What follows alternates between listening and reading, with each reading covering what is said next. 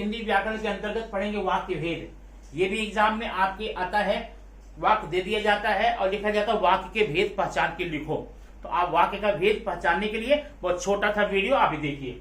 वाक्य भेद मुख्यतः 3 है। अब प्रकार देखिए, जब वाक्य प्रकार आए तो अलग चीज होती है, ठीक ना। अब वाक्य भेद पढ़ रहे हैं, सरल वाक्य है, संयुक्त वाक्य है और मिश्र वाक्य है। तो पहले हम सबसे पहले सरल वाक्य को देख लेते हैं। ऐसे सारे वाक्य जिसमें सिर्फ एक ही सब्जेक्ट हो, एक ही वर्ब हो, एक ही ऑब्जेक्ट हो, मतलब सारे के सारे लोग क्या होंगे, सिंगल होंगे। ऐसे वाक्यों को हम लोग सरल वाक्य बोलेंगे। दूसरी पहचान इसकी होती है, इसमें किसी प्रकार का संयोजक नहीं लगता। अब संयोजक क्या होता है, और, किंतु, परंतु या अथवा। ये हम कब लगाते हैं, जब दो शब्दों को या दो वाक्यों को आपस में जोड़ना हो, और जब सारी चीजें इसमें सिंगल हैं, सारी चीजें अकेली हैं, तो फिर संयोजक की क्या इसमें आवश्यकता है। तो पहचानने के लिए आपके पास 2 रास्ते हैं। या तो ऐसे पहचान लीजिए, ऐसे सारे वाक्य जिनमें सारे की सारी चीजें सिंगल हों, सब्जेक्ट भी और ऑब्जेक्ट भी, या फिर ऐसे सारे वाक्य जिसमें किसी प्रकार के कंजक्शन संयोजक का उपयोग न किया गया हो। अब एग्जाम्पल देखना, ये देखिए, मैं आज स्कूल जाऊंगा, ये देखिए, ये आपका सेंटेंस है। इसमें आप यहां देख सकते हैं, ये कर्ता है और ये वर्ब है, क्रिया है, और ये ऑब्जेक्ट है, सब सिंगल है। इसमें किसी प्रकार का और, किंतु, परंतु, अथवा, लेकिन, जो, सो, तो ऐसा वर्ड नहीं आया है। ऐसा जब भी आपको वाक्य मिले सीधा बोलिए भाई ये तो सिंपल मतलब सरल वाक्य है। अब इसमें 2 भेद हो जाते हैं, आप ध्यान देना। ये जो सबसे पहले है इसको बोलते हैं उद्देश्य। क्या बोलते हैं, उद्देश्य। और ये जो पूरा बचा हुआ ना, इसे बोलते हैं विधेय। उद्देश्य और विधेय। उद्देश्य क्या होता है, किसी वाक्य में जिसके बारे में कुछ कहा जाए, जिसके बारे में कुछ बातें बताई जाए, उसको उद्देश्य कहते हैं। इसी को आप कर्ता भी बोलेंगे, सब्जेक्ट जिसे बोलते हैं ना, ये कर्ता या उद्देश्य है। और कर्ता जिस चीज को कर रहा है, जिस एक्शन को कर रहा है, जिस काम को कर रहा है, जो चीजें इस कर्ता के बारे में, जो चीज ये कर्ता जिस पर अपना काम कर रहा है, वो आपका होता है विधेय। तो सरल वाक्य आप पहचान गए कि सरल वाक्य ऐसे सारे वाक्य जिसमें कर्ता, क्रिया और कर्म सब सिंगल हो और उसमें 2 भाग होते हैं, कोई कंजक्शन नहीं होता। अब आइए दूसरे में देखते हैं, दूसरा संयुक्त वाक्य। अब संयुक्त वाक्य क्या होता है, इसमें समुच्चय बोधक अव्यय संयोजक का उपयोग किया जाएगा। ठीक है, अब समुच्चय बोधक है कौन कौन सा, ये देखिए, और ये रहेगा, और ये नहीं रहेगा तो अथवा, ठीक है, अथवा नहीं रहेगा तो किंतु, परंतु, पर, ठीक है, और उसके अलावा में या।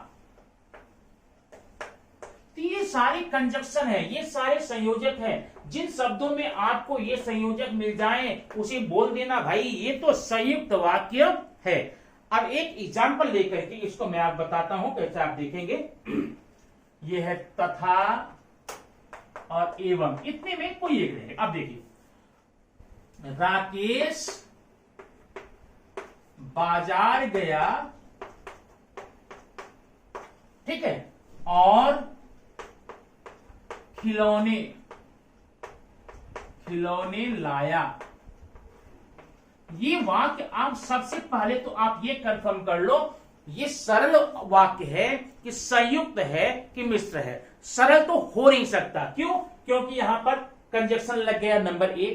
दूसरी बात, बाजार गया, गया क्रिया है, लाया 2 क्रियाएं हैं, तो ढेर सारी पहचान लेंगे। ये आपका क्या हो गया, ये हो गया आपका संयुक्त वाक्य। अब इसको आप अलग करेंगे ना, राकेश बाजार गया एक भाग हो जाएगा और खिलौने लाया, तो इसकी पूरा का पूरा वाक्य है, एक सेंटेंस है, एक वाक्य है। जब इसको आप तोड़ेंगे तो जो खंड मिलेगा, जो टुकड़ा मिलेगा, जो पार्ट मिलेगा, उसको बोलना उपवाक्य। क्या बोलोगे, उपवाक्य। तो एक उपवाक्य ये हो गया, एक उपवाक्य ये हो गया।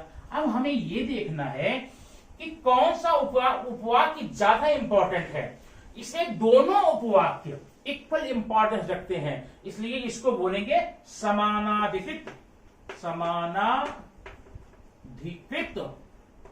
उपवाक्य, और इसको बोलते हैं समानाधिकृत उपवाक्य। तो सिंपल सी बात है, आपको एग्जाम में सिर्फ पहचानने की बात आती है। पहचानने के लिए अगर आप इतना ध्यान रखेंगे तो किसी भी वाक्य को पहचान सकते हैं कि सरल है, संयुक्त है कि मिश्र है। ठीक है, अब ये संयुक्त वाक्य पहचान लेने के बाद में आइए हम तीसरे पे चलते हैं। मिश्र वाक्य क्या है, मिश्र कैसे पहचानेंगे वो देखिए। तो सबसे पहले तो आप यहां देखिए, अभी इसको मैं मिटा देता हूं, सबके काम हो गया ना। अब हम पढ़ेंगे मिश्र वाक्य को। तो मिश्र वाक्य पढ़ने के लिए आप देखें उसमें क्या क्या कंजक्शन, क्या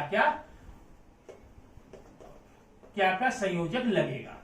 ठीक है, तो जिन किसी, अगर मैं शॉर्ट में बोलूं, संक्षिप्त में बोलूं, मैं अभी बताऊंगा पूरा आपको, शॉर्ट बोल तो आप पहचानना जिस सेंटेंस में कंजक्शन क, ज, यद्यपि, इतने से आप दुनिया के किसी भी मिश्र वाक्य को बड़ी आसानी से पहचान सकते हैं। जैसे मैं जानता हूं, मैं जानता हूं कि आप नहीं आओगे,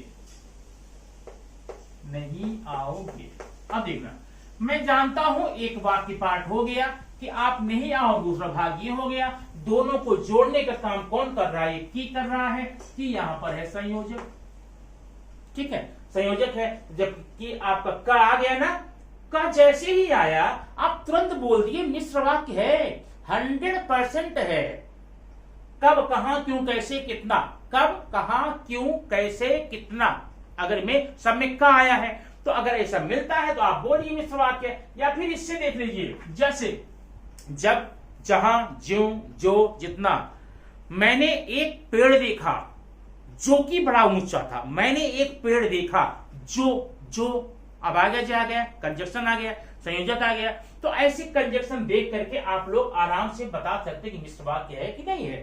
ठीक है, सिर्फ इतना चीज याद रखना, मैं इसके आपको डिटेल में नहीं जाऊंगा, वहां पर जाकर आप जब, तब, ज्यों, त्यों, जहां, तहां, यहां, वहां, ऐसे ढेर सारे हैं, उन सबको झंझट छोड़ो, आप इसे पहचान सकते हैं। दो चीज है, 1, 2, 3, क है, ज है, यद्यपि है। मतलब जब कंजक्शन आप कस शुरू हो, कस कब होगा, मैं जानता हूं कि, मैं जानता हूं तुम कहां जा रहे हो, ठीक ना, मैं जानता हूं कि मेरे पास एक पेन है जिसे मैंने आपको दे दिया, जो कि लाल है, यह वही स्थान है जहां तुम पैदा हुए थे, ऐसे वाक्य जब भी आ जाएगा आप मिश्र बोल देंगे। अब देखिए इसको अलग कैसे करेंगे। इसका एक भाग ये हो गया, एक उपवाक्य ये हो गया और एक उपवाक्य ये हो गया।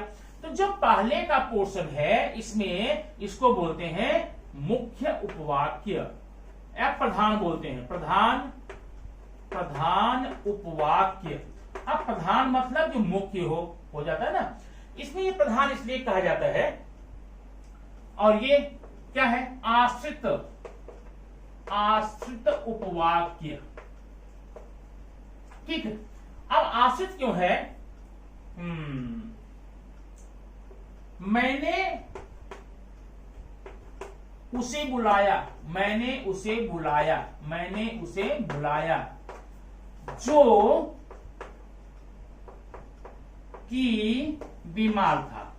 जो कि बीमार था, अभी देखना, ये आपका मुख्य उपवाक्य है, प्रधान उपवाक्य है, यह आश्रित है। अब इसका नाम हमने आश्रित क्यों रखा, ये देखिए, मैंने उसे बुलाया, ये सब्जेक्ट है और ये ऑब्जेक्ट है, ये क्रिया है। ये एक संपूर्ण पूरा अर्थ दे रहा है, कंप्लीट सेंस दे रहा है। ठीक है, लेकिन जो कि बीमार था, अगर कहीं जाकर अचानक आप बोलेंगे वो जो कि बीमार था, तो सामने वाला कुछ देर वेट करेगा। जो बीमार था आप उसके बारे में कुछ बोलने वाले हैं, जो कि बीमार था, तो जब तक इसके आगे या पीछे, जो कि बीमार था, जब तक इसके आगे या पीछे कोई उपवाक्य और नहीं जोड़ेंगे तब तक इसके अर्थ को क्लियर कर पाना किसी के लिए संभव नहीं है। मतलब यह अपना पूरा अर्थ देने के लिए किसी न किसी वाक्य पर डिपेंड करता है, निर्भर करता है, आश्रित है। इसीलिए इसको बोलते हैं आश्रित उपवाक्य और इसको बोलते हैं प्रधान उपवाक्य। ठीक है, अब ये संक्षिप्त में बहुत छोटा सा वीडियो आपके लिए दिया एग्जाम के लिए। वाक्य भेद प्रकार के बारे में आपको सिंपल पहचानना होता है, पहचान के लिखना होता है, नाम लिखना होता है, बस इतना करना होता है। पहचान नाम बता दी गई है, कैसे संयोजक से कर लेंगे। ठीक है, ये वीडियो आपको कैसे लगा आप कमेंट में जरूर बताइएगा और प्रैक्टिस कीजिए। आपके ये ग्रामर में, व्याकरण में बहुत ही महत्वपूर्ण भूमिका अदा करने वाला है। आप इसको देखिए, एंजॉय कीजिए, याद कीजिए, मार्क्स बढ़ाइए। फिर मिलेंगे नेक्स्ट वीडियो में कुछ ऐसी ही वीडियो आपको लेकर के, कुछ जो कि ज्ञानवर्धक होगी, आपकी एग्जाम के लिए होगी या फिर लाइव के लिए होगी। Thank you very much.